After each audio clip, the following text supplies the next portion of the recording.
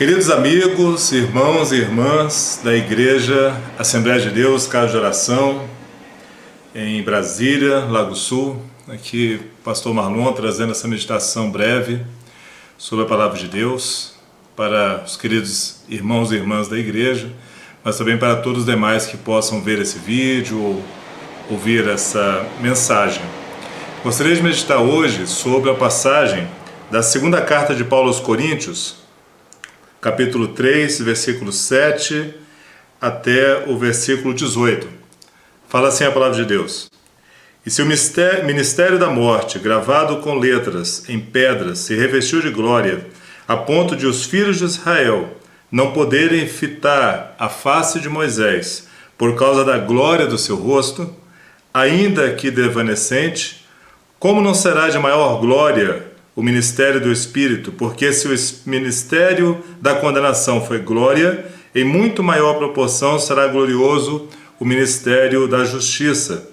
Porquanto, na verdade, o que outrora foi glorificado, neste respeito já não resplandece diante da atual sobreexcelente glória. Porque se o que se desvanecia teve sua glória, muito mais glória tem o que é permanente. Tendo, pois, tal esperança, servimos-nos de muita ousadia no falar, e não somos como Moisés, que punha véu sobre a face, para que os filhos de Israel não atentassem na terminação do que se desvanecia, mas os sentidos deles se embotaram. Pois até o dia de hoje, quando fazem a leitura da antiga aliança, o mesmo véu permanece, não lhe sendo revelado que em Cristo é removido.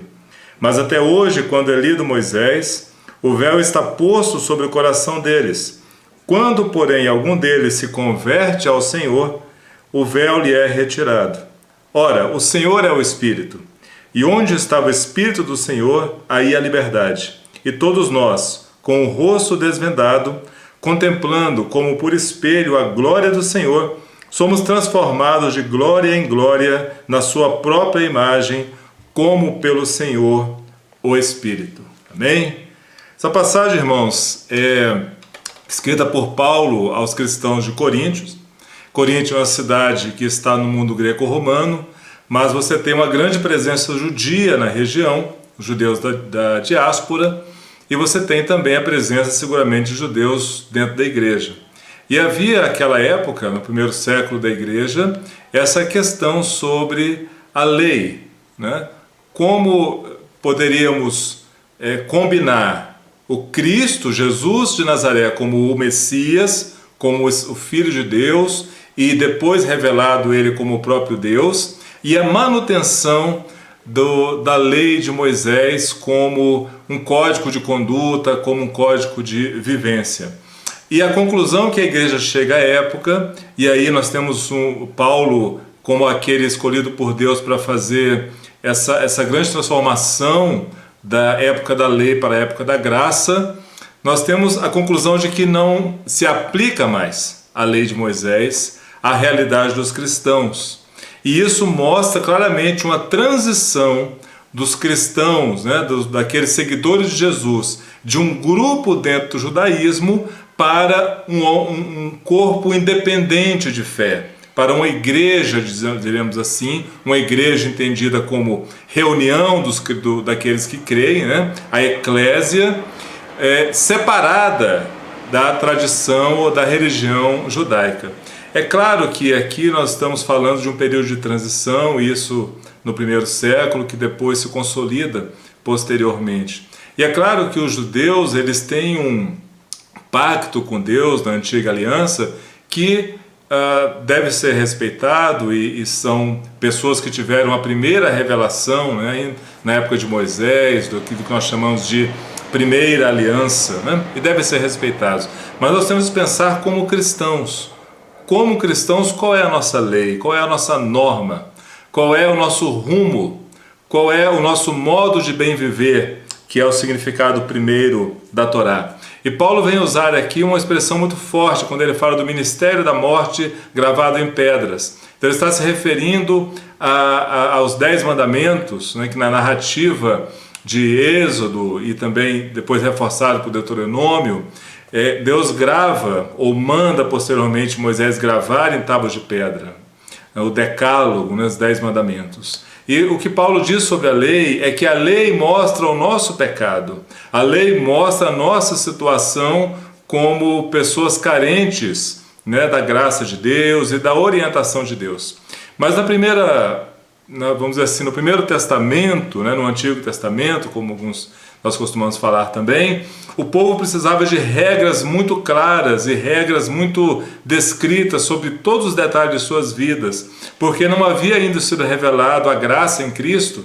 Então as pessoas seguiam a Deus de acordo com um código, não só os 10 mandamentos, mas também as demais leis, tudo muito detalhado, dentro do código moral, dentro do código ritual. Mas quando vem Jesus, além de explicar a lei, sempre quando ele fala, ouviste o que foi dito, eu porém vos digo, ele vem então para cumprir toda a lei, ele vem então para consolidar toda a lei. E a lei, como Paulo bem disse em uma de suas cartas, se viu como aio, ou seja, se viu como guia até Jesus. E a partir de Jesus não há mais lei.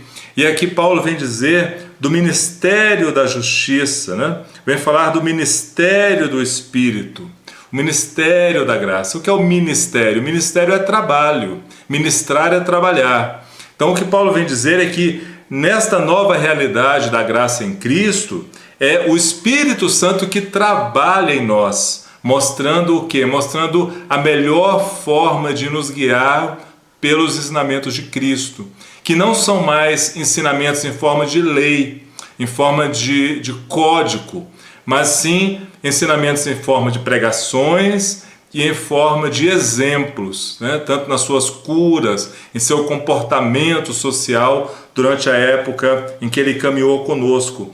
E esse ministério, Paulo vem dizer então, do ministério da justiça. Então veja que em oposição à lei anterior, ao ministério, ao trabalho da lei, Paulo vem falar do ministério, do trabalho da justiça, porque justiça é mais do que lei. Justiça é mais do que lei, porque Paulo vem dizer que a lei, ela pode sim produzir justiça quando ela é seguida, mas ela tem uma função dentro da aliança mais de indicar os nossos pecados, nossos desvios, do que, vamos dizer assim, mostrar um caminho mais claro de vida. Mas veja bem, aqui Paulo vem dizer do ministério do Espírito, ou seja, do Espírito Santo, o ministério da justiça, E ele vem dizer então que ele há uma comparação entre o véu que cobria o rosto de Moisés quando Moisés descia do Monte Sinai, porque quando Moisés tinha aquelas experiências face a face com Deus, ficava o rosto dele resplandecente e as pessoas tinham medo de olhar para ele, porque aquilo ali era um reflexo da glória de Deus. Mas aí Paulo vem colocar bem que esse reflexo da glória de Deus em Moisés desvanecia, ou seja, depois de algum tempo desaparecia. Mas ele diz que em Cristo, esse véu que está posto sobre o coração daqueles que ainda seguiam o código mosaico é retirado. Ele diz, olha, quando se converte ao Senhor, o véu é retirado. Então nós não temos mais uma glória que é, vamos dizer assim, um reflexo da sua conversa com Deus, algo que desvanece. Não, agora nós temos uma glória permanente, uma glória real. Em nosso rosto não resplandece mais um brilho como de uma experiência mística, mas em nosso rosto começa a resplandecer a própria presença do Espírito Santo. Então o cristão, ele tem essa característica de, à medida que ele vai pelo Espírito Santo, dentro desse ministério do Espírito Santo, exercitando uma vida que reflete os ensinamentos, que reflete o comportamento de Cristo, nós vamos mais e mais mostrando essa glória de Cristo em nosso rosto. E o nosso rosto, ele vai então se transfigurar no rosto de Cristo. As pessoas, quando começam a olhar o nosso rosto e a nossa fala, os nossos atos, o nosso olhar, nosso modo de se comportar em sociedade está alinhado com aquilo que Cristo ensinou, com aquilo que Cristo viveu, as pessoas veem cada vez mais Cristo em você. E este é o ministério que Paulo está se referindo aqui, do Espírito Santo em nós, a ponto dele dizer que esse rosto desvendado contemplado por espelho a glória do Senhor, nós seremos transformados de glória em glória em sua própria imagem. Então olha que maravilha! O rosto de Moisés brilhava porque ele tinha aquela experiência com Deus enquanto ele recebia a lei. Mas essa lei não se aplica mais a nós, porque agora Cristo levou tudo à perfeição e na cruz ele leva tudo com ele. E então o que nós precisamos agora é nos submeter a esse ministério, a esse trabalhar do Espírito Santo em nós, para que nosso rosto não reflita mais uma experiência mística em um monte onde buscamos leis para trazer ao povo, mas o nosso rosto reflete a nossa própria vivência de Cristo, a nossa própria forma de reproduzir, de se alinhar com o que Cristo é e com o que Cristo sempre será, de forma que de glória em glória nós seremos transformados na sua própria imagem. De glória em glória quer dizer, a cada momento que eu consigo refletir em minha vida, refletir em minha fala, refletir em minha forma de ser cristão, um pouco de Cristo, eu reflito a glória de Cristo. E cada vez que você reflete essa glória, é como se fosse acumulando em você, como se fosse transformando o seu rosto, de forma que, em certo momento, o nosso rosto será como o rosto de Cristo. Ou seja, o nosso rosto transmitirá aquilo que o rosto de Cristo transmitia. Quando as pessoas olhavam para o seu rosto e elas traziam para ele os seus pecados para serem perdoados, as suas dores para serem tratadas, as suas angústias para serem saradas. As pessoas também terão essa reação conosco à medida que o nosso rosto reflita de glória em glória o rosto de Cristo. Então, irmãos, o que eu queria deixar nessa breve mensagem é isto. Nós estamos hoje não mais sobre o ministério da lei. A lei do chamado Primeiro Testamento ou Antigo Testamento é algo que devemos sim ler, estudar e entender para compreendermos como Deus lidou com o seu povo naquela época. É um referencial, sim, sempre será um referencial, mas não é mais o caminho, não é mais o nosso código, nem código moral, nem código ritual. O nosso código moral, ritual, o nosso caminho a seguir, o nosso bom caminho, são as palavras de Cristo, tanto as palavras de Cristo no Evangelho, quanto aquelas que os seus discípulos refletem em suas cartas no Novo Testamento, e principalmente o comportamento de Cristo, a forma de amar de Cristo. Isso deve ser o grande referencial para nós cristãos. Amém? Glórias a Deus, Deus abençoe a todos.